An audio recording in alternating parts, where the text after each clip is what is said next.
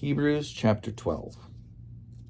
Therefore, since we are surrounded by so great a cloud of witnesses, let us also lay aside every weight and the sin that clings so closely, and let us run with perseverance the race that is set before us, looking to Jesus, the pioneer and perfecter of faith, who, for the sake of the joy that was set before him, endured the cross, disregarding its shame, and has taken his seat at the right hand of the throne of God. Consider him who endured such hostility against himself from sinners, so that you may not grow weary in your souls or lose heart.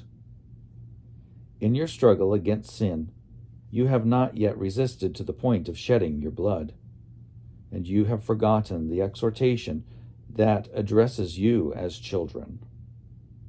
My child, do not regard lightly the discipline of the Lord, or lose heart when you are punished by him. For the Lord disciplines those whom he loves, and chastises every child whom he accepts. Endure trials for the sake of discipline. God is treating you as children. For what child is there whom a parent does not discipline? If you do not have that discipline in which all children share, then you are illegitimate and not his children. Moreover, we had human parents to discipline us, and we respected them. Should we not be even more willing to be subject to the Father of spirits and live? For they disciplined us for a short time, as seemed best to them. But he disciplines us for our good, in order that we may share his holiness. Now, discipline always seems painful rather than pleasant at the time, but later it yields the peaceful fruit of righteousness to those who have been trained by it. Therefore, lift your drooping hands and strengthen your weak knees, and make straight paths for your feet, so that what is lame may not be put out of joint, but rather be healed. Pursue peace with everyone, and the holiness without which no one will see the Lord. See to it that no one fails to obtain the grace of God, that no root of bitterness springs up and causes trouble, and through it many become defiled. See to it that no one becomes an immoral and godless person, as Esau was, who sold his birthright for a single meal.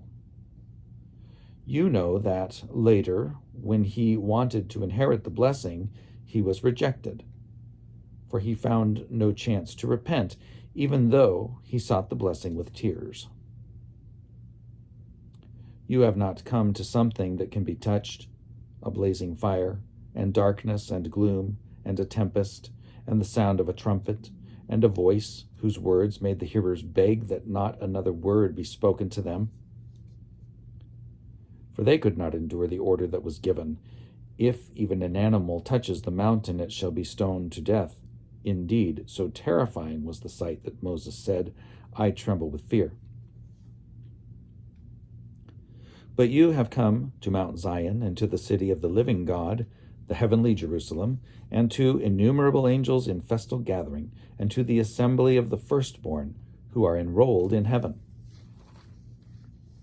and to God, the judge of all, and to the spirits of the righteous made perfect, and to Jesus, the mediator of a new covenant, and to the sprinkled blood that speaks a better word than the blood of Abel. See that you do not refuse the one who is speaking.